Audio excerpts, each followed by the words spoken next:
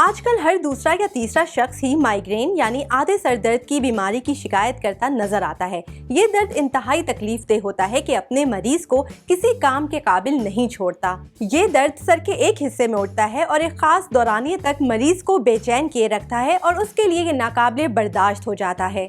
آدھے سر درد کی وجہ سے روزمرہ کے کاموں میں تاخیر اور زندگی میں اکتاہٹ محسوس ہوتی ہے۔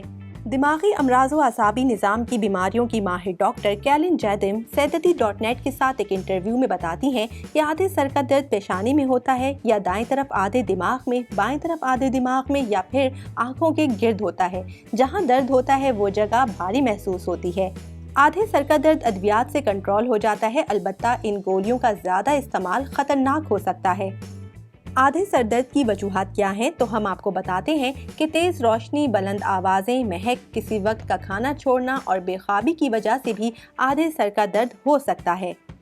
کچھ افراد کو کھانے کی خاص قسموں جیسے تلی ہوئی اشیاء سے بھی سر درد ہوتا ہے۔ اس کے برعکس کچھ افراد اسی کھانے سے ذرا بھی متاثر نہیں ہوتے۔